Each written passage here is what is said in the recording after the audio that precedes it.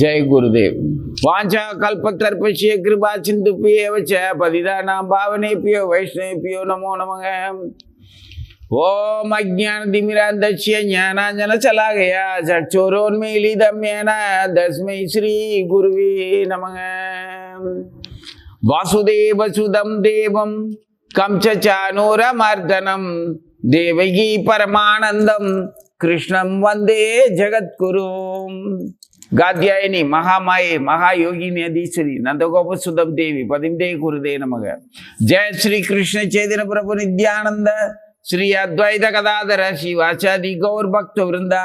हरे कृष्ण कृष्ण कृष्ण हरे हरे, हरे राम राम राम हरे हरे। ओम नमो भगवते वासुदेवाय। ओम नमो भगवते वासुदेवाय। ओम नमो भगवते वासुदेवाय। ओम नमो भगवते वासुदेवाय। ओम नमो भगवते वासुदेवाय। ओम नमो भगवते वासुदेवाय। चैतन्य महाप्रभुடைய அந்திலீலை चैतन्य சரிதாமிர்தத்துல 3 புரிவு. அது உங்களுக்கு ஏற்கனவே தெரியும். ஆதி லீலான்னு ஒன்று, அதுக்கு அடுத்து மத்திய லீலா அப்படின்னு, அப்புறம் அந்திய லீலைன்னு. ஆதி லீலைங்கிறது முந்தியது, அவருடைய பால்ய பருவம், அந்த பழைய முந்தின இளம் தலிதா மகாபிரபு விளையாண்டது லீலைகள். மத்திய லீலைங்கிறது ஜெகநாத் புரியில, அந்திய லீலையும் பழையபடி ஜெகநாத் புரியில இருக்கும். இதுல அந்திய லீலையில அவருடைய முழுமையான பிரேம பக்தி அவதாரத்துடைய நோக்கம் முழுவதுமே அந்த அந்திய லீலையில் தான் இருக்கு. ஆதி லீலையும் மத்திய லீலையும் பக்தர்கள்கிட்ட பக்தர்கள் தன்னை எப்படி பார்க்கணுங்கிற அவருடைய விருப்பத்தையும் வெளிப்படுத்தி இருப்பார். பக்தர்களாக இருக்கிறவங்க கிருஷ்ண பிரேமிய. இப்போ பக்தர்கள்ங்கிறவங்க எப்படின்னா, பக்திங்கிறதோட பக்தி தேவியினுடைய அழகுக்கு அழகு செய்கிற மாதிரி பக்தி பண்ணணும். பக்தி தேவியினுடைய அழக குலைக்கிற மாதிரி பண்ணுறதெல்லாம் பக்தின்னு, அதுவும் பக்தி வகையில் சேருது. ஆனால் அது பக்தியை அலங்கோலப்படுத்துகிற விதமாக இருக்கும். அவள் பக்தி தேவி வருத்தப்படுவாள், ரொம்ப வேதனையாக. இப்போ ஒரு குழந்தை இருக்கா, அந்த குழந்தை கருத்து மெலிஞ்சு பார்வை திறன்லாம் குறைஞ்சு, செவித்திறன் குறைஞ்சு, மிகவும் பலகீனமான தீனமான ரொம்ப ஹீனமான குரல்ல தன்னை காப்பாற்ற சொல்லி கெஞ்சிக்கிட்டு, தன்னுடைய விருப்பங்களை கூட வெளிப்படையாக சொல்ல முடியாமல் ஒரு அவல நிலையில் இருந்தால் அந்த குழந்தைய பார்க்குறதுக்கு உனக்கு எப்படி இருக்கும்? முடியெல்லாம் சிக்கு பிடிச்சி, சடை இல்லாமல், சரியான உடை இல்லாமல், புழுதி படிஞ்சு அழுக்காய் இருந்து, அந்த குழந்தை பராமரிப்பு இல்லாமல் இருந்தால் எப்படி இருக்கும்? அந்த குழந்தைய வீட்டில் அந்த பிள்ளைய நீ வச்சுக்கிட்டு, இவன் சாப்பிட மாட்டேங்கிறா, குளிக்க மாட்டேங்கிறா, உடுத்த மாட்டேங்கிறா, நான் சொன்னபடி எதுவுமே கேட்க மாட்டேங்கிறா அப்படின்னு நீ அவளுக்கு எதுவுமே செய்கிறது இல்லை, சிறுஷை சேவை செய்கிறது இல்லை. ஆனால் அவளை இப்படி ஏதாவது பழி சொல்லிக்கிட்டு இருப்ப. ஆனால் அவளை கைவிடவும் மாட்டேன், பக்கத்துலேயே வச்சுக்கிட்டு தான் இருக்கிற. அப்படின்னா அந்த பக்தி தேவியினுடைய நிலைமை எப்படி இருக்கும்? இது போல தான் நாம் பல விதத்தில் அபிப்பிராயங்களை அந்த பக்தி தேவிக்கு மேலே சுமத்தி, பல புழுதி படிஞ்ச அந்த சிக்கு படிந்த அந்த முடிகளையும் அவ மெலிந்த தேகத்தில் இருக்கிறதுக்கும் அர்த்தம் என்னது அப்படின்னா, பக்தியை பற்றி பகவானே சொன்னது அவருடைய நாமத்தை சொல்லி இருக்கிறார். அதுக்கு முன்னாலேயே புராணங்களில் இதிகாசங்களில் வலியுறுத்தி சொல்லப்பட்டிருக்கு. ஹரிநாம சங்கீர்த்தனம் அப்படிங்கிறது தான் கலியுகத்துக்கான பக்திக்கான பாடமா சொல்லி இருக்குது. பக்திக்கான சத்தே அதுதான். அப்போ நாம சங்கீர்த்தனம் பண்ணணும். ஹரேர் நாம ஹரேர் நாம ஹரேர் நாமைவ கேவலம் கலோ நாஸ்தி ஏவ நாஸ்தி கதிரண்யதா அப்படின்னு சொல்லியிருக்கு. கதி இல்லை இந்த கலியுக மக்களுக்கு. பகவான் நாமத்தை சொல்றதை தவிர வேற கதி இல்லைன்னு சொல்லியிருக்கு. இதுக்கு முந்தைய யுகங்கள்ல என்னதான் யாக யஜ்யம் பண்ணினாலும் நாம சங்கீர்த்தனம், நாமம் சொல்றது சேர்ந்தே தான் இருந்தது. யாகத்தோட வேள்விகளோட நாமமும் உண்டு. அடுத்து தீர்த்த யாத்திரைன்னு இருக்கிற யுகமா இருந்தாலும் அதுலேயும் நாமம் உண்டு. நாமம் சொல்லலை அப்படின்னா தீர்த்த யாத்திரை கிடையாது, செல்லாது. சரி, துவாபர யுகத்தில் பகவானே பூமியில் நடமாடினார். அப்பவும் அந்த தர்மத்தோட அந்த வழிபாடுகளோட சேர்ந்து கண்டிப்பாக நாமம் இருக்கும். நாமம் சொல்லாம அந்த பகவானை வணங்க முடியாது. பேரை சொல்லி கூப்பிடாம நான் எப்படி, உனக்கு எனக்கும் அன்பு இருக்குது அப்படின்னா, ஒரு அறிமுகம் இருக்குது அப்படின்னா, யாராவது அவங்க கிட்ட பேசிக்கிட்டு இருக்கீங்களா, அவங்க பேர் என்ன அப்படின்னு கேட்டா எனக்கு தெரியாதுன்னு சொல்லுவியா நீ? அப்போ பேர் இல்லைன்னா பேருக்கான நபர்கிட்ட நீ நட்பு வச்சிருக்கிறது என்ன அர்த்தம்? பேரை தெரியல, பேரை சொல்ல முடியல அப்படின்னா பேர் சொல்லி கூப்பிட்டா தானே உனக்கு நட்பு, அன்பு. யாரா இருந்தானே பேரை சொல்லணும்ல. அப்போ நாமத்துக்கு உரியவனோட அன்புக்கு உரியதே சாதாரண விஷயம். அது நாமத்துக்கு உரியவனுடைய அன்புக்கு உரியதா இருக்கிறதுனா அவனுடைய பேர் சொல்லணும். அவன் பேருக்கும் நமக்கும் ஒரு பரிச்சயம் இருக்கணும். இது யதார்த்தம். அந்த மாதிரி நாமம் சொல்றது எந்த யுகத்திலையும் உள்ளதுதான். ஆனா கலியுகத்துல அதை தவிர வேற கதி இல்லைன்னு சொல்லியிருக்கு. வேற கதி இல்லைன்னா என்ன அர்த்தம்? வேற வழி இல்லை. வேற வழி இல்லைன்னா என்ன அர்த்தம்? அதுதான் வழின்னு அர்த்தம். அதுதான் வழின்னா என்ன அர்த்தம்? அதை தவிர வேற வழியை நீ தேட வேண்டியது இல்லை. அதான் உண்மை. அப்போ நீ அதை செஞ்சாதான் அது உனக்கு எல்லா வேள்விகளையும், எல்லா தீர்த்த யாத்திரைகளையும், தெய்வ வழிபாடுகளையும், எல்லா பகவானுடைய நேரடி தொடர்புக்கும் மொத்தத்தையுமே அதுல என்ன பலன் உண்டோ அது அத்தனையுமே இந்த நாமம் சொல்றதுனால கிடைச்சிரும். இந்த நாமம் சொல்றதுனால கிடைச்சிரும் அப்படிங்கிறது அதுதான் கதி இல்லைன்னு, அதை தவிர வேற கதி இல்லைன்னு சொல்றது. அப்போ ஹரேர் நாம ஹரேர் நாம ஹரேர் நாமைவ கேவலம் கலோ நாஸ்தி ஏவ நாஸ்தி கதிரண்யதா. பகவானுடைய நாமத்தை ஹரே கிருஷ்ணா கிருஷ்ண கிருஷ்ண ஹரே ஹரே ஹரே ராம ராம ராம ஹரே ஹரே. இந்த நாமத்தை சொல்றதுல பரிபூர்ணமான முழுமையான ஆச்சாரியன் ஹரிதாஸ் தாகூர்னு ஒருத்தர். அவரு ஹரிநாமத்தை சொல்றதுல ரொம்ப முழுமையா தன்னை ஒப்படைச்சுக்கிட்டவர். ஒரு நாளைக்கு பகவானுடைய நாமத்தை எந்த அளவுக்கு அவர் சொல்றாருங்கிறது, அவருடைய பிராணன் போற வரைக்கும் அந்த நாமத்தை சொல்றது தான். பகவான் வந்தது அதுக்குத்தான். ஹரேர் நாம, அந்த ஹரிநாமத்தை, ஹரே கிருஷ்ண மகாமந்திரத்தை மக்களுக்கு விநியோகிக்க தான் வந்தார். அதில் அந்திய லீலையில் ரொம்ப விசேஷமா முழுக்க முழுக்க இந்த ஹரிதாஸ் தாகூர் கிட்ட அவ்வளவு பிரியமா இருந்தார். அந்த ஹரிதாஸ் தாகூர் ஜெகநாத் புரியில வசித்தவர். பூரி ஜெகநாதருடைய கோபுரத்தை பார்க்குற தூரத்துல இருந்துக்கிட்டு கோபுரத்தை பார்த்து மட்டுமே நாமம் சொல்லுவார். அவர் இடத்துல இருந்து கோவிலுக்கு அருகாமையில் உள்ள ஜெகநாதரை பார்க்கவோ, அந்த அருகாமையில் மற்ற பக்தர்களுடைய சேர்றதுக்கோ அவருக்கு அவ்வளவு கூச்சம்னா அவ்வளவு பணிவு. எப்படி பணிவு? அவங்ககிட்ட எல்லாம் நாம் தொடர்பு கொள்றதுக்கு எனக்கு அந்த அளவுக்கு தகுதி இல்லை அப்படின்னு சொல்லி தள்ளி இருந்து அந்த கோபுரத்தையும், கோபுரத்தில் இருக்கிற அந்த சக்கரம், கொடிகள், இதை பார்த்தே நாமம் சொல்லிக்கிட்டே இருப்பார். லட்சக்கணக்கான நாமங்கள் சொல்லுவார். நம்மெல்லாம் ஒரே ஒரு ஹரே கிருஷ்ண மகாமந்திரத்தை சொல்லி ஒரு 16 மாலை முடிக்கிறதுக்குள்ள என்னமோ ஒரு 16 மாலையை பண்ணுறதுக்குள்ள நமக்கு உடலும் மனமும் வறண்டு போய் எப்படி இல்லாமோ ஆயிடுது.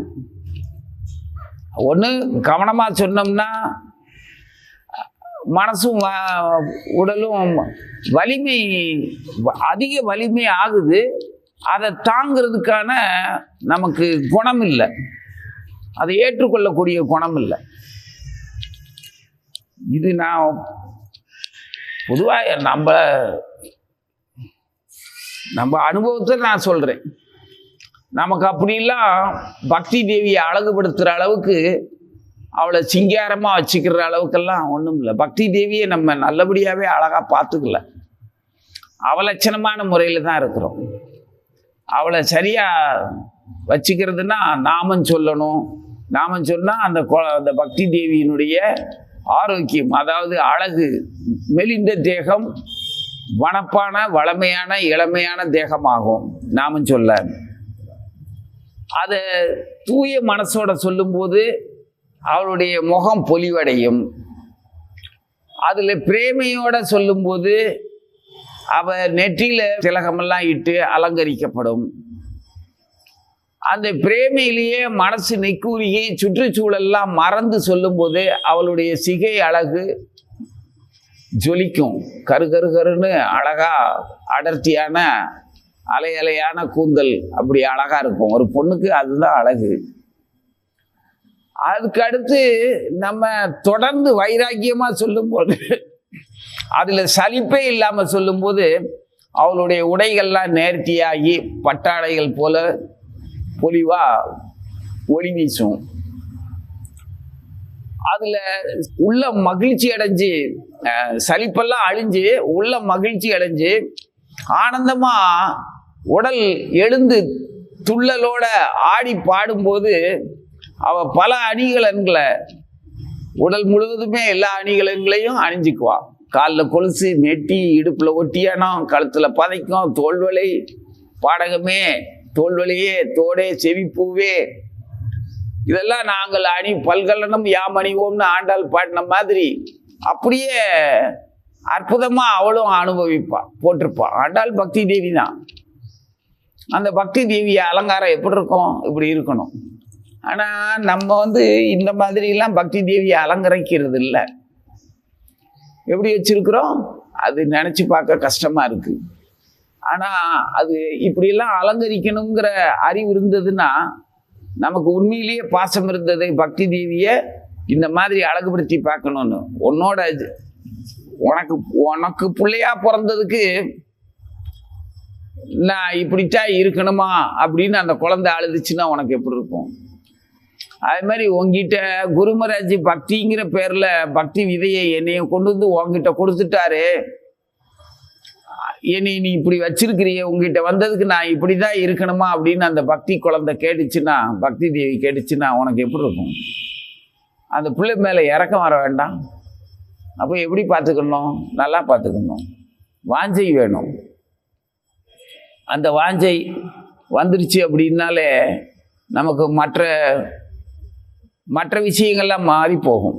இப்போ சாதாரணமாக நம்ம குழந்தைகிட்ட ஒரு பிரியத்தில் இருக்கிறோம் அப்படின்னா, அந்த குழந்தை காலையில் கல்வி சாலைக்கோ இல்லை வேற எங்கேயோ வளர்ந்த பிள்ளையா இருந்தால் கூட எங்கே போயிட்டு வந்தாலும் பிள்ளைய காணமே இன்னும் அப்படின்னு சொல்லி தேட மாட்டியா? வந்தா என்ன இப்படி வச்சிருக்கிற, ட்ரெஸ் எல்லாம் என்ன இப்படி பண்ணிட்ட அப்படின்னு சொல்லி எப்படியெல்லாம் திருத்துற, எப்படியெல்லாம் அழகுபடுத்துற, எப்படியெல்லாம் ஊட்டி வளர்க்கிற, எப்படி அழகுபடுத்தி கொஞ்சிற, அடுத்தவங்க கிட்ட எவ்வளோ பெருமையாக சொல்கிற. இதே மாதிரி பாசத்தை பக்தி தேவிகிட்டையும் காட்ட வேண்டியதானே. அந்த பிள்ளையை மட்டும் எதுக்கு இப்படி அலங்கோலமாக வச்சுருக்கணும்? இது புரிஞ்சு பாசமாக எல்லாம் வச்சுக்கிட்டேன்னா அந்த அவளை வச்சுக்கிற அந்த சுகமே உனக்கு உன்னையும் அழகுபடுத்துமே, உன் மனசை அழகுபடுத்துமே, உன்னை சுற்றி எந்த ஒரு தீய சக்தியும் பக்கத்தில் நெருங்க விடாத அளவுக்கு பாதுகாக்குமே. ஒரு அற்புதமான வெளிச்சம் இருக்குது உனக்கு உன்னை சுற்றி அப்படின்னா, உன் கையில் இருக்கிற அந்த வெளிச்சம் மற்றவர்களுக்கும் வெளிச்சம் காட்டும், உனக்கும் வெளிச்சம் காட்டும். இருள் வர்றதுக்கு வாய்ப்பு இல்லை, அறியாமை வர்றதுக்கு வாய்ப்பு இல்லை, ஆசைபாசம் வர்றதுக்கு வாய்ப்பு இல்லை, தரித்திரம் வர்றதுக்கும் வாய்ப்பு இல்லை, வறுமை வராது, நோய் வராது, எதுவுமே பக்கத்தில் வராது. தூய்மையான இருக்கும். அப்படியே ஏதாவது வந்துச்சுன்னாலும் வந்தது நமக்கு நல்லாவே தெரியும். அந்த வெளிச்சத்தில் தாராளமாக விரட்டி விட்டுருவோம். அப்படியே அந்த பக்தி தேவி உங்ககிட்ட இருக்கும்போது அவள் செழிப்பாகவும் இளமையாகவும் வளமையாகவும் கூட இருக்கும்போது எந்த ஒரு தீய அமங்கலமான எந்த ஒரு சக்தியுமே பக்கத்திலே வராதே, ஒட்டாதே. இவ்வளோ பாதுகாப்பான அந்த பக்தி தேவியை எப்படி பார்த்துக்கணும்? நம்ம பூமிக்கு வந்ததே மகாபிரபு வந்ததே அதுக்கு தான். அதுக்கு முன்னால் வைஷ்ணவி தேவி, ஸ்ரீமதி ஆண்டாள், கோதை நாச்சியார் அப்படின்னு தாயார் ஏகப்பட்ட பக்தி பாதையை காட்டிகிட்டு இருந்தாங்க. அவங்களும் தன்னை அப்படியே பகவானோட பக்தி பிரேம பக்தியில் பகவானோட சேர முடியுங்கிறத மானிட பிறவியாக அற்புதமாக நடத்தி காட்டிட்டு போனாங்க. அதுக்கப்புறம் மகாபிரபுவே வந்துட்டார், பெருமாளே வந்துட்டார், பகவானே நேரடியாக வந்துட்டார். அதுக்கு முன்னால் தாயார் நமக்காக பாடுபட்டாங்க. பக்தி தேவியை எப்படியாவது இவங்க நல்லபடியாக வளர்த்துக்கணும். பொண்ணு கொண்டு குரு தான் நமக்கு ராதாராணி. அவர் கொண்டு பக்தி தேவியை நம்மகிட்ட கொடுத்துட்டார். ஆனால் அந்த பிள்ளையை நம்ம எப்படி வச்சுருக்குறோம்? நல்லா வச்சுக்கணும்.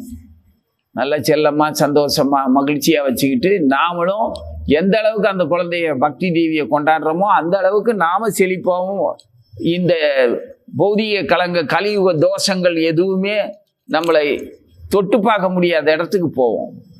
இங்கே ஹரிதாஸ் தாகூர் அந்த மாதிரி தீவிரமான ஹரிநாம சொல்றதுல இருந்த அந்த இதில் மகாபிரபு ரொம்ப திருப்தி அடைஞ்சு, ஏன்னா நாமத்தை சொல்றதுக்காக தான் வந்தார் பகவானே. அவருடைய நாமத்தை சொல்லி சொல்லி பூரண திருப்தி அடைஞ்ச ஒரு பக்தரை அவர் கேட்குறாரு. சிறப்பாக கொண்டாடும் போது ஹரிதாஸ் தாகூரே கேட்குறாரு, பகவானே உங்களுக்கு முன்பாகவே என்னுடைய இந்த ஜட உடல் வீழ்ச்சி அடையணும் அப்படின்னு அவர் கேட்குறாரு. அதுக்கு எனக்கு ஆசி வழங்குங்கன்னு. இது எப்படி இருக்கு? இது கேட்குறதுக்கு பயங்கரமாக நமக்கெல்லாம் பௌதிக பார்வை இருக்கிறதுனால நான் உன் கண்ணு முன்னாலேயே நான் மரணம் அடையணும் அப்படின்னு வேண்டிக்க முடியுமா கடவுள் முன்னால்? கடவுள்கிட்ட என்ன சொல்கிறோம்? நான் உன் மேலே எவ்வளோ பிரியமாக இருக்கிறேன், எனக்கு இந்த பௌதிக உலகத்தில் எனக்கு இந்த ஜட உடல் வேண்டாம், உன் மடியில் என் உயிர் போனாலும் உன் மடியில் உயிர் போகணும், உனக்கு முன்னால் நீ என்னை விட்டுட்டு போயிடாத, நீ பூமியில் இருந்து என்ன செய்யணுமோ செய், ஆனால் உன் முன்னால் உன் மடியில் என் உயிர் போகணும்னா உன் மேலே எனக்கு எவ்வளவு பாசம் இருந்ததுன்னா நான் உன் மடியில் சாவணும்னு விரும்புவேன். அதை விட ஒரு பெரிய பாசத்தை உன்னால் காட்ட முடியுமா? பொன் கொடுக்கலாம், பொருள் கொடுக்கலாம், புலனின்பம் தரலாம், புகழலாம், எது வேணாலும் செய்யலாம், அதெல்லாம் அன்புன்னு சொல்லலாம். எல்லாத்த விட அதிகமான அன்பு இருந்ததுன்னா என்ன செய்வோம்? உன் மடியில் என் உயிர் போகணும்னு விரும்பணும். அந்த அளவுக்கு வேற யாருமே விரும்பலை, ஹரிதாஸ் தாகூர் தான் விரும்பினார் சைதன்ய மகாபிரபு கிட்ட. அந்த அளவு பிரேம பக்தி. இந்த பக்தியினால அது எப்படி வாழ வைக்கிறது பக்தியா, இப்படி சாவடிக்கிறது பக்தியா அப்படின்னா, ஏன் இந்த சாவடிக்கிறதுங்கிறத உனக்கு பௌதிக உலகத்திலேயே காதல்ல அடிக்கடி சொல்ல மாட்டீங்களா?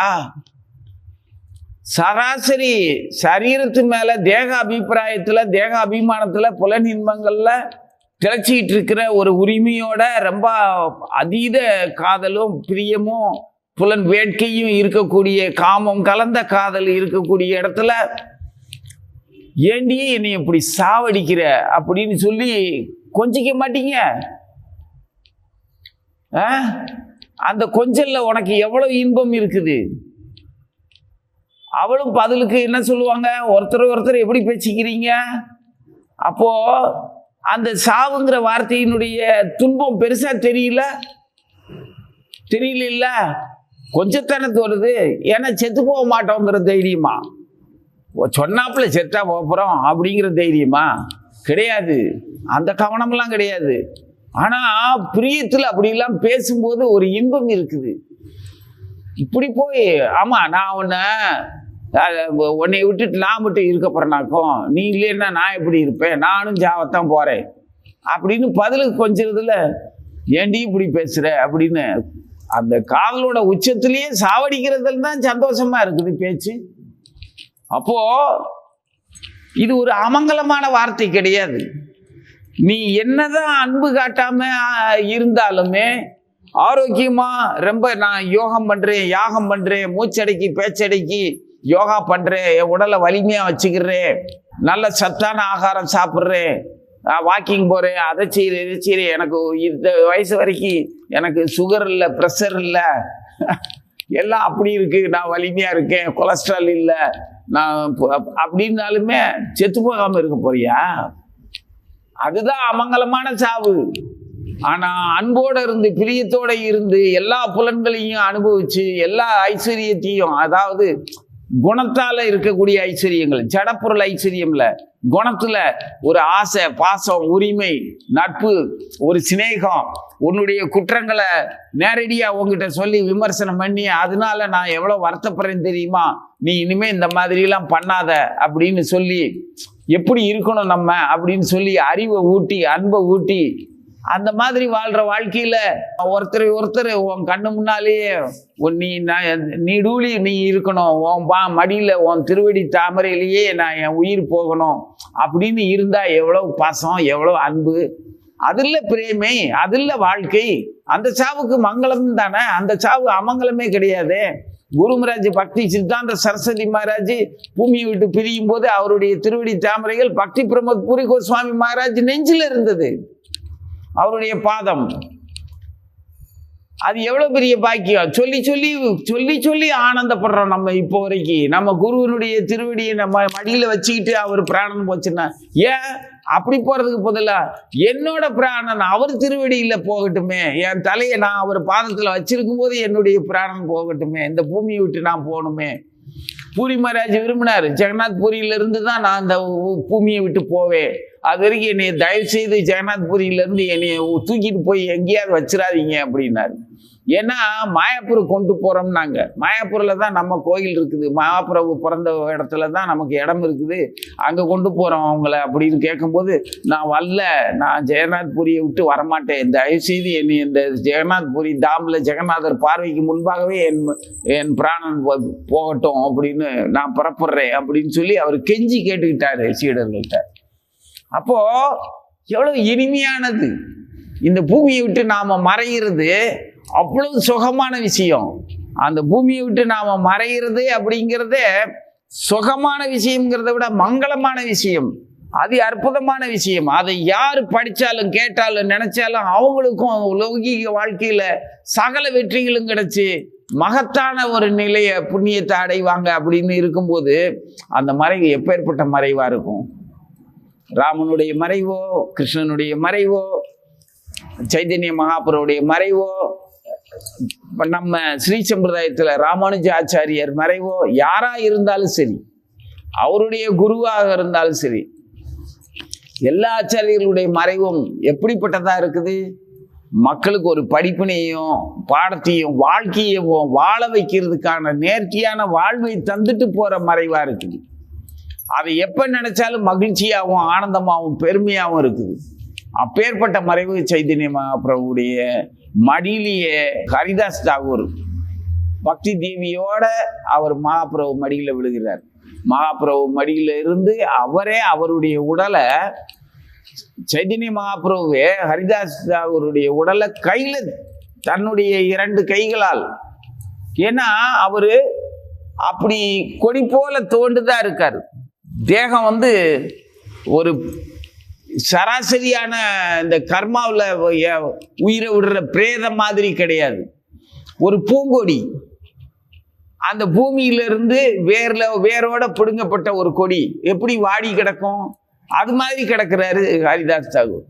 அதனால 2 கையில சர்வசாதாரணமா ஒரு கொடியை தூக்கிட்டு போற மாதிரி ஒரு அந்த தோண்ட உடலை எடுத்துட்டு போறாரு. அவரே தான் அடக்கம் பண்றாரு. யாருக்கு கிடைச்சது இந்த பாக்கியம்? ஹரிதாஸ் தாகூருக்கு தான் கிடைச்சது. அவரே மகாபிரபுவே தான் அடக்கம் பண்றாரு. மகாபிரபுவே தான் அவர் இருக்கும்போதும் அவர்கிட்ட பிரசாதத்தை வாங்கி இவரும் சாப்பிடுவார். அவர்கிட்ட பிரசாதத்தை வாங்கி சைதன்ய மகாபிரபு சாப்பிடுவார், எனக்கு கொஞ்சமாவது கூட அப்படின்னு. அதே சமயத்தில் ஜெகநாதர் பிரசாதத்தை மகாபிரபு ஹரிதாஸ் தாகூர் கொடுக்குறாரு. லட்சக்கணக்கில் நாமம் சொல்லிக்கிட்டு இருக்கேன். என்னுடைய இன்னைக்கு நான் சொல்ல வேண்டிய நியமனம் பண்ணின அந்த நாமத்தை நான் இன்னும் சொல்லி முடிக்கல. இன்னைக்கு விரதமாக வேற இருக்கிறேன்.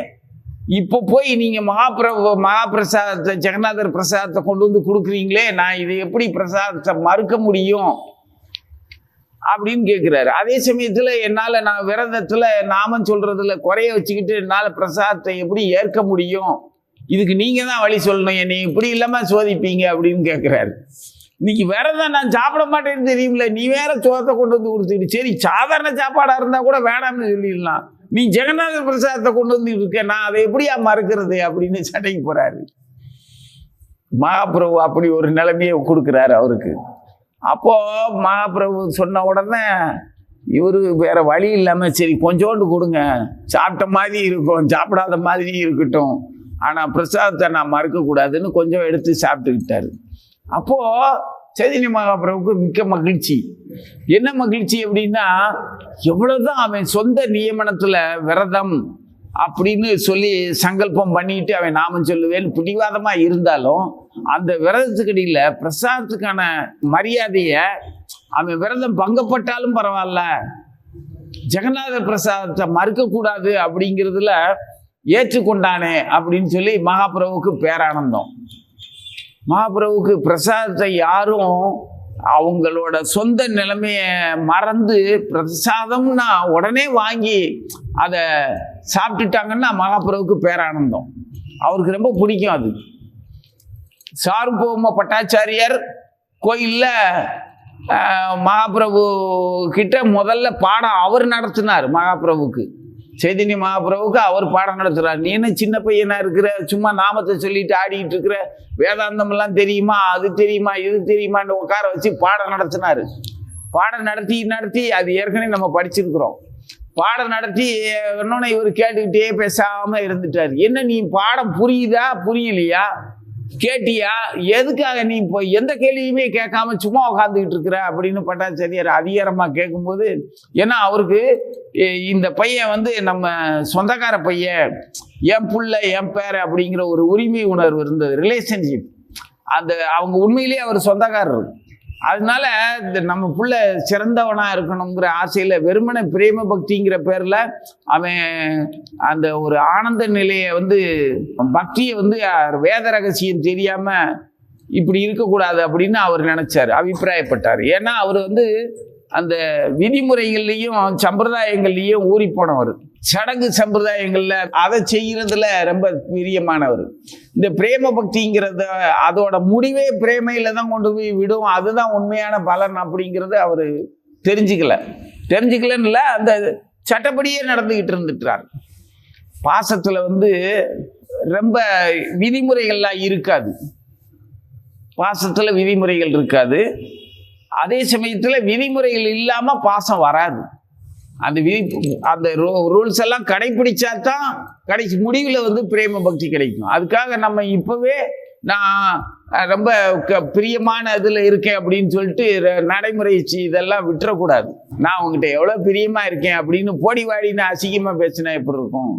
ஆனால் உண்மையிலேயே பிரேமை வந்ததுக்கப்புறம் அப்படி பேசினா அது பெருசாக தெரியாது. இப்போ பகவானை வந்து கிருஷ்ணன் வந்தான் போனான் அப்படின்னு ஈஸியாக நம்ம ரொம்ப சுலபமாக சொல்கிறோம். ஆனால் அப்படிலாம் சொல்கிற அளவுக்கெல்லாம் நம்ம பகவான்கிட்ட அன்பு காட்டலை, சும்மா சொல்கிறோம். இதெல்லாம் வந்து ஒரு முட்டாள்தனமான ஒரு அறியாமையில் இருக்கக்கூடிய அமங்கலமான சொல்லு தான். அவர்கிட்ட பகவான்கிட்ட மரியாதையாகவும் பாசமாகவும் ஒதுங்கித்தான் இருக்கணும். நியமனங்கள்லாம் சரியாக கடைபிடிச்சு பிரேம பக்தி வந்ததுக்கப்புறம் நீ அவங்ககிட்ட எப்படி வேணாலும் இருந்துப்போ. இப்போவே கோபியர்கள் மாதிரி நாங்கள்லாம் அப்படியே பெரிய பிரேம பக்தின்னு சொல்லி நேரடியாக போய் ராசலீலையில் போய் விழுக முடியாது. அப்படிலாம் அவன் நம்ம கூட கொஞ்சம் மாட்டான். அவன் எங்கே இருக்கான்னே தெரியாது, எப்படி இருக்கான்னே தெரியாது. நமக்கு ஆசையும் பாசமும் சரீர தேக அபிப்பிராயம் இருக்கிற வரைக்கும் நம்மளால் வறுமையவோ வியாதியவோ நம்மளால் தாங்க முடியாது. காலத்தின் சூழ்நிலையவோ இன்னைக்கு அயோக்கியர்களுடைய அயோக்கியத்தனமான அமங்கலமான சூழலில் நம்ம பயங்கரமான சூழலில் வாழ்ந்துட்டு இருக்கோம். மனித வடிவில் பெரிய கொடிய மிருகங்கள். சராசரி நம்ம பிள்ளைகளை பொண்ணோ பையனோ சமூகத்துக்குள்ள தாராளமா விட்டுட்டு நிம்மதியா வர்ற மாதிரி எல்லாம் இப்ப பார்க்க முடியாது. எனக்கு தெரிஞ்சு 60 வருஷத்துக்கு முன்னால சாதாரணமா நான் எந்த ஊருக்காவது சுத்திட்டு வந்தேன்னா எங்க வீட்டுல ஒன்றும் கவலைப்பட மாட்டாங்க. ஏன்னா அவன் இஷ்டப்படி வந்துடுவான். எப்படியாவது எங்க போயிருக்கான் தெரியல, எங்கேயோ அந்த ஊருக்கு போறேன்னு சொன்னான், ஜாலியா பசங்களோட சரி போயிட்டு வருவான், என்ன ஆயிட போகுது அப்படின்னு நிம்மதியா இருந்தாங்க. இன்னைக்கெல்லாம் நம்ம பிள்ளைகளை பள்ளிக்கூடத்துல அவங்களுடைய மாணவர்கள் ஆசிரியர்கள் பொறுப்பான காவல் எல்லா பாதுகாப்போடையுமே கூட பத்திரமா போயிட்டு பத்திரமா வர்றத நம்ப முடியாது. ஆசிரியர்களையோ சக மாணவர்களையோ இல்லை காவல்துறையவோ இல்லை மருத்துவத்துறையவோ இல்லை வெளி மக்களையோ பொதுமக்களையோ நம்பி போயிட்டு வர்ற வரைக்கும் நம்ம கவனம் இல்லாம நிம்மதியா இருந்துட முடியாது. இப்படி ஒரு சமூக சீரடான, அதாவது அயோக்கியத்தனம் எல்லாம், குற்றங்கள் எல்லாமே, புலன் வெறிகள் எல்லாமே, மிருக வெறிகள் எல்லாமே கவர்ச்சியாகவும் வசீகரமாகவும் நம்ம பிள்ளைங்களே அந்த ஆபத்தை விரும்புற மாதிரியான தோற்றத்துல இருக்கிற அபாயகரமான நிலைமையில இருக்கிறோம். எவ்வளவு பயங்கரமான நிலைமையில இருக்கும். இதுல நம்ம எப்படி சுதந்திரமான பிள்ளைகளை அனுப்பி வச்சுட்டு வர முடியும்? இப்படி ஒரு கொடுமையான நிலைமையில இருக்கும்போது நமக்கு பக்தி தேவியினுடைய ஆதரவு எவ்வளவு தேவைப்படுது, புரியுதா? அந்த அளவுக்கு நம்மள பக்தி தேவியினுடைய பார்வையிலிருந்து நம்மளை விலக்காம நாம பக்தி தேவியினுடைய பார்வையை விட்டு விலகாம இருக்கிறதுக்கு முயற்சி பண்ணணும். அதுவே பெரிய விஷயம். நம்ம கிட்ட இருந்து பக்தி தேவி விலகக்கூடாது, பக்தி தேவியினுடைய பார்வையிலிருந்து நாம விலகக்கூடாது. அந்த மாதிரி ஒருத்தருக்கு ஒருத்தர் அந்த பிரேமை, அது பக்தியினுடைய பிரேமை பிரியமானது உண்மையாவே இருக்கணும். சும்மா பிரேமை இல்லாம நியமனங்களை கடைபிடிக்காம அந்த பிரேமையை அடைய முடியாது. பிரேமை அடைஞ்சதுக்கு அப்புறம் அந்த நியமனங்கள் எங்க போகுது? இல்லாம போகுதா? அப்பவும் இருக்கும். எப்படி இருக்கும்? உங்ககிட்ட எவ்வளவு பிரியமா இருக்கிற நானு உனக்கு பிடிக்காததை எப்படி உனக்கு ஊட்டுவேன்? உங்ககிட்ட திணிப்பனா? அப்ப அது நியமனத்துக்குள்ள அடங்கலையா? நியமனம் தானே அது, அதுவும் சட்டம் தானே. சட்டத்தை அவங்களுக்கு பிடிக்காது, நான் தரமாட்டேன் அப்படின்னு சொல்றதுக்கு பதில அந்த பிள்ளைக்கு இது பிடிக்காதுல்ல, அது எப்படி நம்ம கொடுக்கலாம், விரும்பாததை கொடுக்கறது நல்லதா அப்படின்னு பாசத்தோட சொல்றது ரெண்டும் ஒண்ணு தானே. முதல்ல சொரணை இல்லாம சொல்றோம், ரெண்டாவது பிரியமா புரிஞ்சுக்கிட்டு சொல்றோம். ஆக மொத்தத்துல விதிமுறைகள் எப்பவுமே உண்டு. அது கீதையில கிருஷ்ணர் சொல்லுவாரு, நீ என்னதான் ஞானம் அது பக்தின்னு இது அடைஞ்சாலும் நடைமுறை செயல்கள்ல இருக்கக்கூடிய ஒழுங்கா விட்டுறக்கூடாது. ஒழுங்கீனம்ங்கிறது பிரேம பக்தி கிடையாது. பிரேம பக்தியில ஒழுங்கீனம் இல்லைன்னு சொல்ல முடியாது. ஒழுங்கீனத்தினுடைய ஒழுங்கீனம்ங்கிறது எந்த நிலையில இருந்தாலும் அவனை வீழ்ச்சி அடைய வச்சிரும். ஒழுங்குங்கிறது அது எவ்வளவு பெரிய பிரேம பக்தி ஆனாலும் ஒழுங்கு இருக்கும். அதுல ராசலீலையில ஒழுங்கு இருக்கு, அதுல தூய்மை இருக்கு, கற்பு இருக்கு. எந்த ஒரு நட்புக்கும் அமங்கலமான நிகழ்ச்சிகள் ராசலீலையில கிடையாது. சும்மா தப்பாலாம் புரிஞ்சுக்க கூடாது இஷ்டத்துக்கு.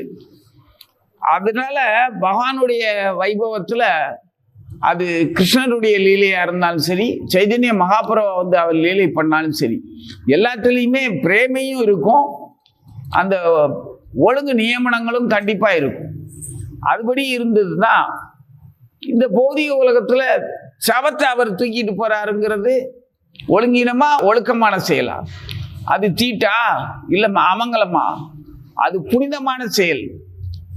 ஏன்னா அந்த சரீரத்தை ஹரிதாஸ் தாகூர் எந்த ஒரு பௌதிக ஆசாபாசங்களுக்கோ போலி மரியாதைக்கோ பணத்துக்கோ பகட்டுக்கோ புலனின்பத்துக்கோ பயன்படுத்தவே இல்லை.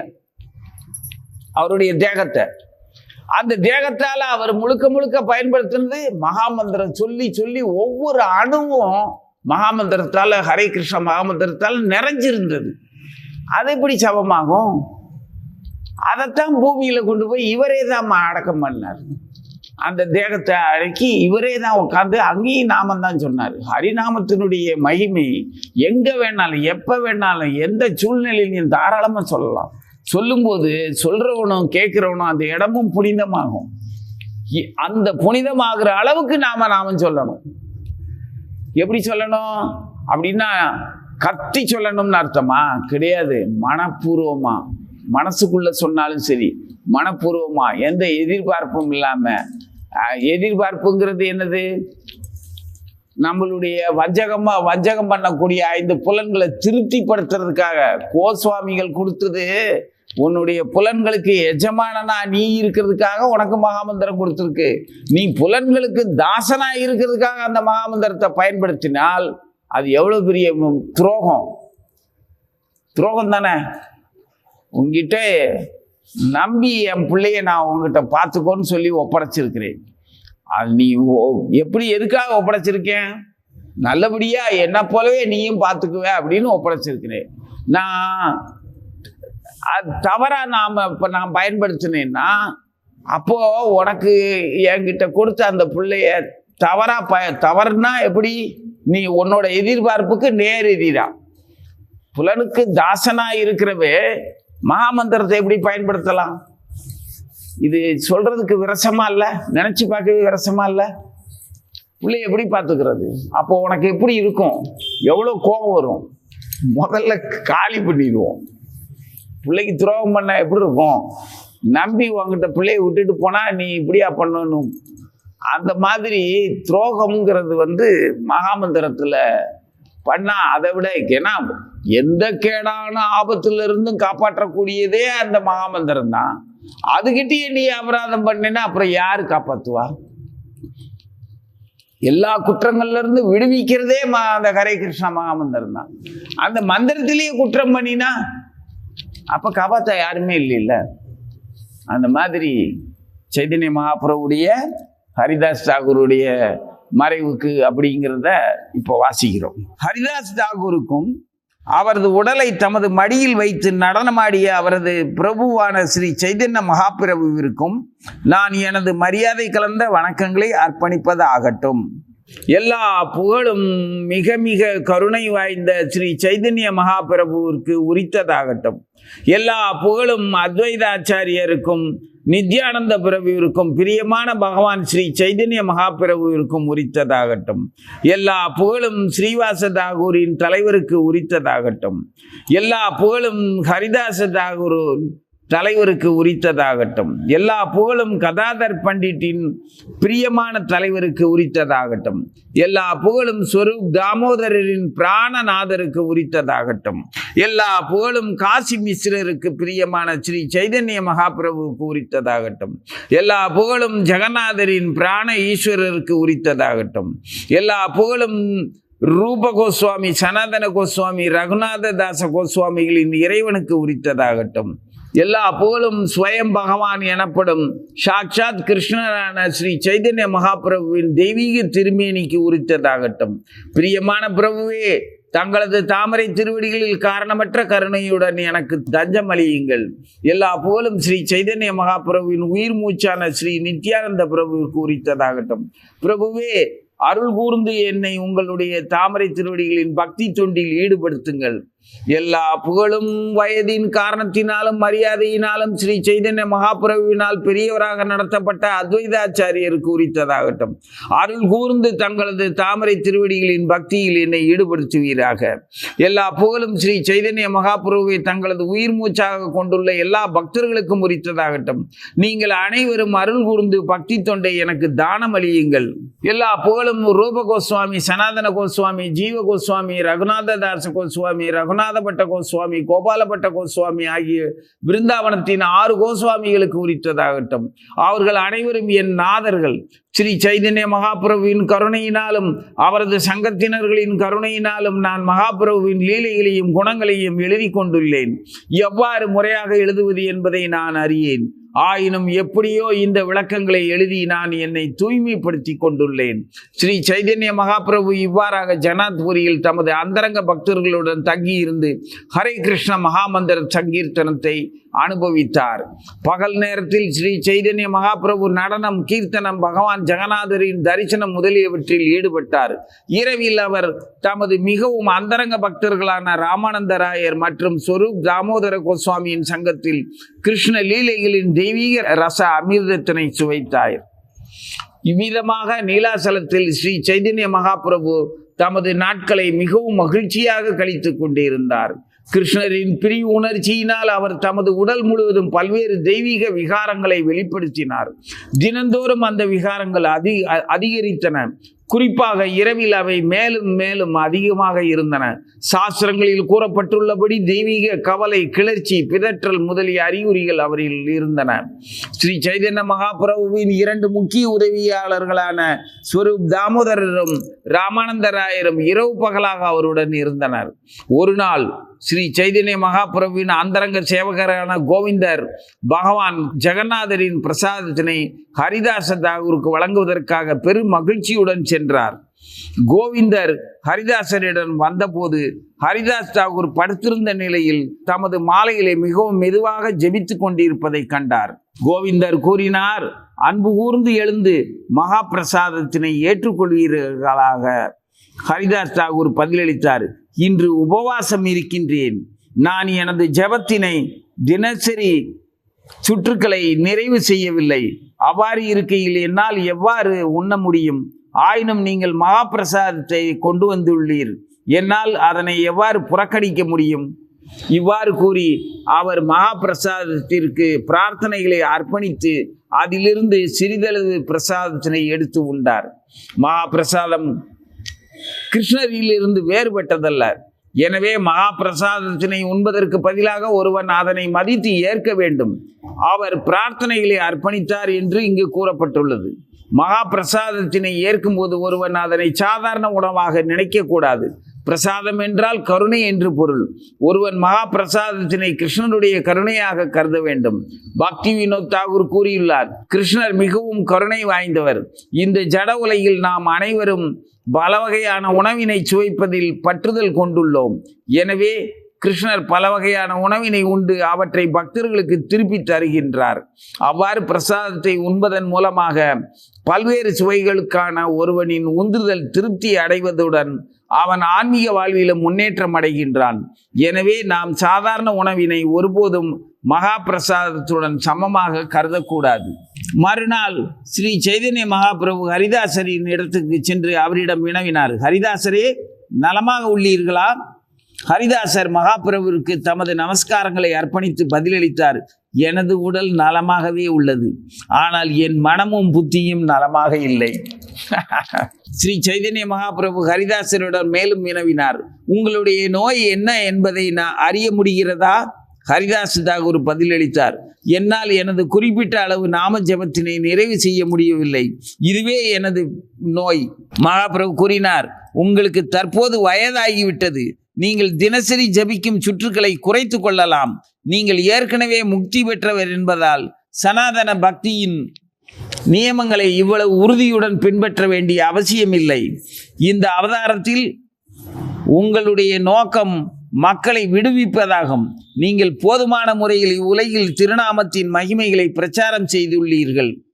மகாபிரபு முடிவாக உரைத்தார், எனவே தற்போது நீங்கள் அன்பு கூர்ந்து ஹரே கிருஷ்ண மகாமந்திரத்தின் ஜெபத்தின் எண்ணிக்கையை குறைத்து கொள்ளுங்களேன். ஹரிதாஸ் தாகூர் பதிலளித்தார், அருள் கூர்ந்து எனது உண்மையான வேண்டுகோளை கேளுங்கள். நான் தாழ்ந்த குடும்பத்தில் பிறந்தவன். என்னுடைய உடல் மிகவும் மோசமானது. எப்போதும் கீழ்த்தரமான பணியில் ஈடுபட்டுள்ளேன். எனவே நான் தாழ்ந்தவர்களிலும் தாழ்ந்தவனாவேன்.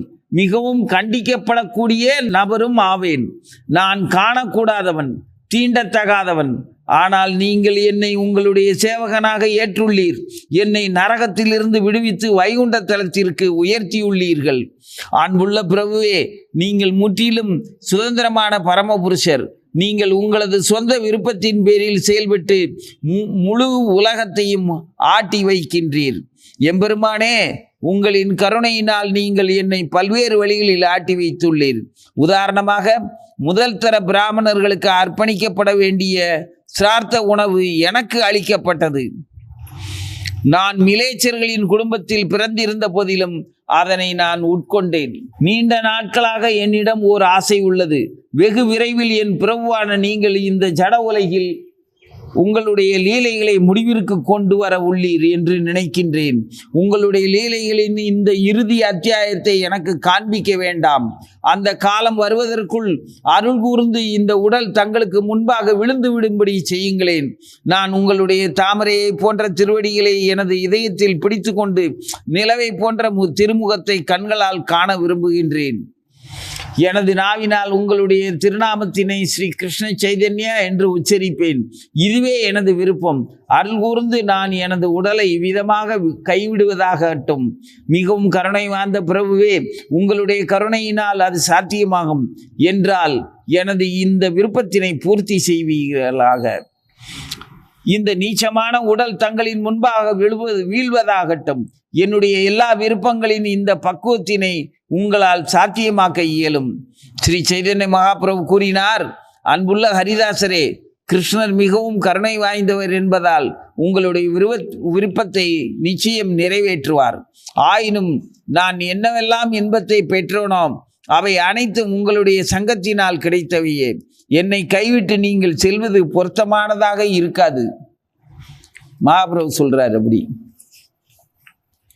ஸ்ரீ சைதன்ய மகாபிரபுவின் தாமரை திருவடிகளை பிடித்து கொண்டு ஹரிதாஸ் தாகூர் கூறினார், பிரபுவே, எந்த மாயையையும் உருவாக்க வேண்டாம்.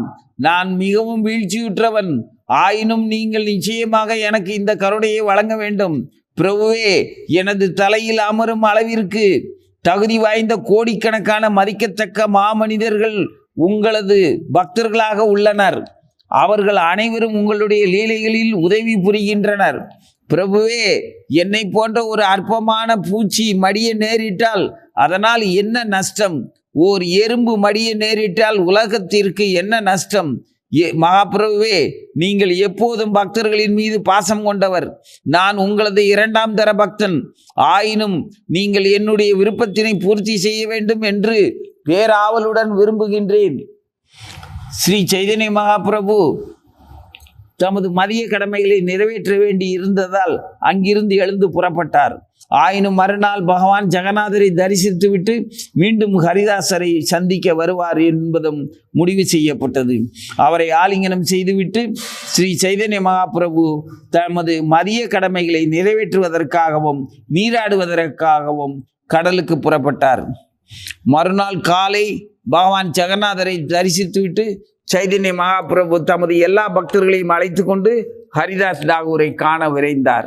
ஸ்ரீ சைதன்ய மகாபிரபுவும் இதர பக்தர்களும் ஹரிதாஸ் தாகூருக்கு முன்பாக வந்தனர்.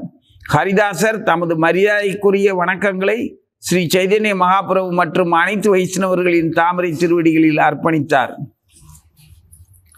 பகவான் ஸ்ரீ சைதன்ய மகாபிரபு வினவினார், அன்புள்ள ஹரிதாசரே, செய்தி என்ன?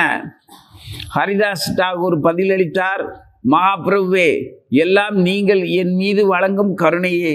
இதை கேட்ட மாத்திரத்தில் ஸ்ரீ சைதன்ய மகாபிரபு உடனடியாக முற்றத்தில் மாபெரும் சங்கீர்த்தனத்தை தொடங்கினார். வக்ரேஸ்வர பண்டிதர் அதில் முக்கிய நாட்டியக்காரராக இருந்தார். ஸ்வரூப் தாமோதரின் தலைமையில் ஸ்ரீ சைதன்ய மகாபிரபுவின் எல்லா பக்தர்களும் ஹரிதாஸ் தாகூரை சூழ்ந்து கொண்டு நாம சங்கீர்த்தனத்தை தொடங்கினர். ராமானந்த ராயர், சார்போம் பட்டாச்சாரியார் முதலிய மாபெரும் பக்தர்களின் முன்னிலையில் ஸ்ரீ சைதன்ய மகாபிரபு ஹரிதாஸ் தாகூரின் புனிதமான குணங்களை எடுத்துரைக்க தொடங்கினார். ஹரிதாஸ் தாகூரின் தெய்வீக குணங்களை விவரிக்கையில் ஸ்ரீ சைதன்ய மகாபிரபுக்கு 5 வயதுகள் இருந்ததை போல தோன்றியது. அவர் மேலும் விவரித்த போது பேரானந்தம் மென்மேலும் அதிகரித்தது. ஹரிதாஸ் தாகூரின் தெய்வீக குணங்களை கேட்டு எல்லா பக்தர்களும் வியப்பில் ஆழ்ந்தனர். அவர்கள் அனைவரும் ஹரிதாஸ் தாகூரின் தாமரை திருவடிகளுக்கு தங்களது மதிப்பிற்குரிய வணக்கங்களை அர்ப்பணித்தனர். ஹரிதாஸ் தாகூர் ஸ்ரீ சைதன்ய மகாபிரபுவை தமக்கு முன்பாக அமரச் செய்து 2 வண்டுகளை போன்ற தமது கண்களை மகாபிரபுவின் தாமரை திருமுகத்தின் மீது பதிய வைத்தார். அவர் ஸ்ரீ சைதன்ய மகாபிரபுவின் தாமரை திருவடிகளை தமது இதயத்தில் பிடித்து கொண்டார். அங்கிருந்த எல்லா வைஷ்ணவர்களின் திருவடி தூசியினை எடுத்து தமது தலையில் வைத்து கொண்டார். அவர் ஸ்ரீ கிருஷ்ண சைதன்யரின் திருநாமத்தை மீண்டும் மீண்டும் உச்சரிக்க தொடங்கினார். மகாபிரபுவின் இனிமையான திருமுகத்தை பருகுகையில் அவரது கண்களில் இருந்து கண்ணீர் தாரை தாரையாக பொழிந்தது. ஸ்ரீ கிருஷ்ண சைதன்ய என்று திருநாமத்தை உச்சரித்தபடி அவரது பிராணன் உடலை விட்டு பிரிந்தது. மாபெரும் அஷ்டாங்க யோகியைப் போல தமது சொந்த விருப்பத்தின்படி அற்புதமாக மரணமடைந்த ஹரிதாஸ் தாகூரை கண்டு அனைவரும் பீஷ்மதேவரின் மறைவினை நினைவு கூர்ந்தனர். அவர்கள் அனைவரும் ஹரி கிருஷ்ண என்ற திருநாமங்களை உச்சரித்து பேரொளியை எழுப்பினர். ஸ்ரீ சைதன்ய மகாபிரபு பிரேமையில் மூழ்கினார். மகாபிரபு ஹரிதாஸ் தாகூரின் உடலினை எடுத்து தமது மடியில் கிடத்தி கொண்டார்.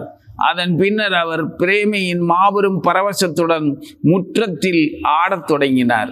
ஸ்ரீ சைதன்ய மகாபிரபுவின் பரவசமான பிரேமையில் எல்லா பக்தர்களும் தன்னிலே மறந்தனர். பிரேமையில் அவர்களும் சங்கீர்த்தனம் புரிந்து ஆடத் தொடங்கினர். ஸ்ரீ சைதன்ய மகாபிரபு சிறிது நேரம் ஆடினார். அதன் பின்னர் ஸ்வரூப் தாமோதர கோஸ்வாமி ஹரிதாஸ் தாகூரின் உடலுக்கு செய்ய வேண்டிய இதர சடங்குகளை பற்றி அவரிடம் தெரிவித்தார்.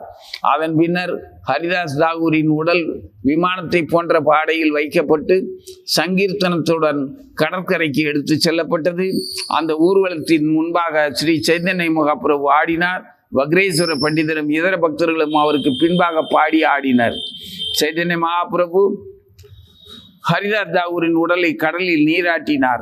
அதனைத் தொடர்ந்து இன்றிலிருந்து இந்த கடல் மகா தீர்த்தமாகிவிட்டது என்று அறிவித்தார். ஹரிதாஸ் தாகூரின் தாமரை திருவடிகளை தீண்டிய நீரினை ஒவ்வொருவரும் பருகினர். அதன் பின்னர் அவர்கள் பகவான் ஜெகநாதரின் சந்தன பிரசாதத்தினை ஹரிதாஸ் தாகூரின் மேனியில் பூசினர். மண்ணில் குழி தோண்டப்பட்டு ஹரிதாஸ் தாகூரின் உடல் அதனுள் வைக்கப்பட்டது. பட்டு கயிறு, சந்தனம், உணவு, துணி முதலிய பகவான் ஜெகநாதரின் பிரசாதங்கள் அவரது உடலின் மீது வைக்கப்பட்டது. அவரது உடலை வலம் வந்தபடி பக்தர்கள் சங்கீர்த்தனம் புரிந்தனர். வக்ரேஸ்வர பண்டிதர் மகிழ்ச்சியுடன் நடனமாடினார்.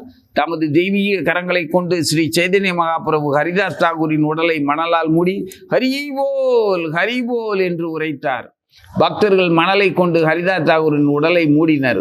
அதன் பின்னர் அந்த இடத்தில் ஒரு தளம் அமைக்கப்பட்டு அந்த தளத்தினை சுற்றி வேலி போடப்பட்டு பாதுகாக்கப்பட்டது. அந்த தளத்தினை சுற்றி ஸ்ரீ சைதன்ய மகாபிரபு ஆடி பாடினார். ஹரிநாமம் பலமாக ஒலிக்கப்பட்ட அந்த முழக்கம் பிரபஞ்சம் முழுவதையும் நிரப்பியது. சங்கீர்த்தனத்திற்கு பின்னர் ஸ்ரீ சைதன்ய மகாபிரபு தமது பக்தர்களுடன் இணைந்து பெரும் மகிழ்ச்சியுடன் கடலில் நீர் விளையாட்டில் ஈடுபட்டபடி நீராடினார். ஹரிதாஸ் தாகூரின் சமாதியினை வலம் வந்த பின்னர் சைதன்ய மகாபிரபு ஜெகநாதர் கோயிலின் சிம்மத்வாரத்திற்கு சென்றார்.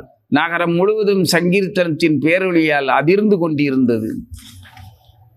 சிம்மத்வாரத்தை அடைந்த ஸ்ரீ சைதன்ய மகாபிரபு தமது துணியை விரித்து அங்கிருந்து அனைத்து கடைக்காரர்களிடம் பிரசாதத்தை யாசிக்க தொடங்கினார்.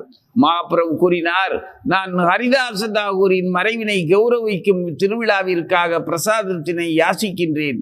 அன்பு கூர்ந்து வழங்கி அருளுங்கள். இதை கேட்ட எல்லா கடைக்காரர்களும் உடனடியாக மிகுந்த மகிழ்ச்சியுடன் மிகப்பெரிய கூடைகளில் பிரசாதத்தினை சைதன்ய மகாபிரபுவிடம் வழங்க முன்வந்தனர். இருப்பினும் ஸ்வரூப் தாமோதர் அவர்களை தடுத்து நிறுத்தினார். கடைக்காரர்கள் தங்களது கூடைகளுடன் தத்தமது கடைகளுக்கு சென்று அமர்ந்தனர்.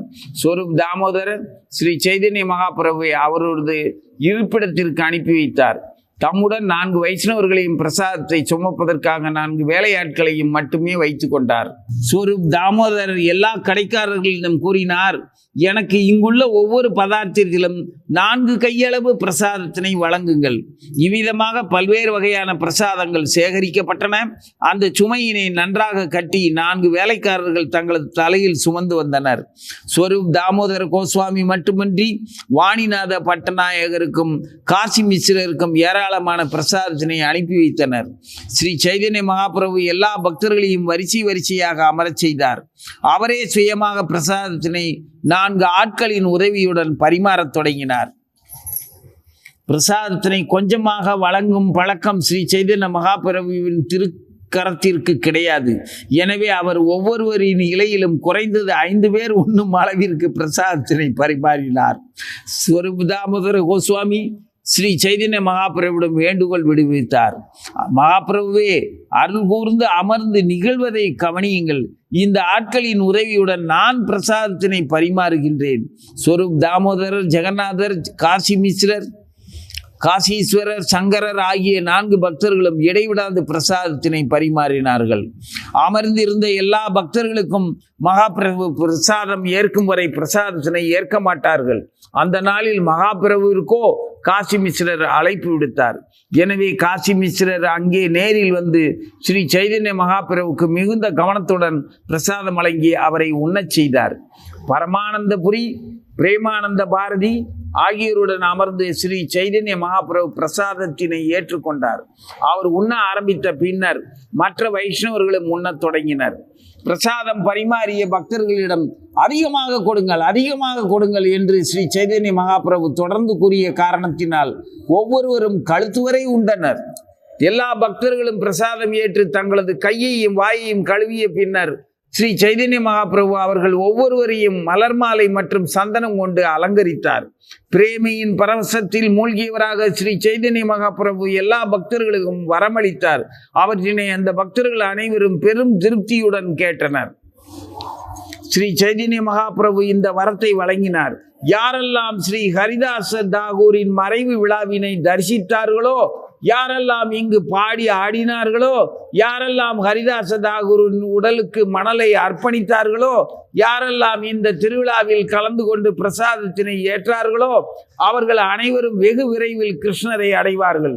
இது ஹரிதாஸ் தாகூரை தரிசிப்பதன் அற்புத சக்தியாகும். கிருஷ்ணர் என் மீது கருணை கொண்டு ஹரிதாச தாகூரின் சங்கத்தினை வழங்கியிருந்தார். அவரது விருப்பம் சுதந்திரமானதாயிற்றே. அவர் தற்போது அந்த சங்கத்தினை துண்டித்து விட்டார். ஹரிதாச தாகூர் இந்த ஜட உலகினை துறந்து செல்ல விரும்பிய போது அவரை தடுப்பது எனக்கு சக்திக்கு உட்பட்டதாக இல்லை. முந்தைய காலத்தில் பீஷ்மர் தமது சுய விருப்பத்தின்படி உயிரை கைவிட்டார் என்பதை நாம் சாஸ்திரங்களில் கேள்விப்பட்டுள்ளோம். அதுபோலவே ஹரிதாஸ் தாகூரும் தமது சொந்த சுய விருப்பத்தின்படி உயிரை துறந்தார். ஹரிதாஸ் தாகூரின் இப்புலகின் சிரோமணியாக திகழ்ந்தார். அவர் இன்றி இப்போது இந்த உலகம் மதிப்புமிக்க ரத்தினத்தை இழந்து நிற்கின்றது. அதன் பின்னர் சைதன்ய மகாபிரபு அனைவரிடம் கூறினார், ஜெய ஜெய ஹரிதாஸ் என்று கூறி ஹரியின் திருநாமங்களை உச்சரியுங்கள்.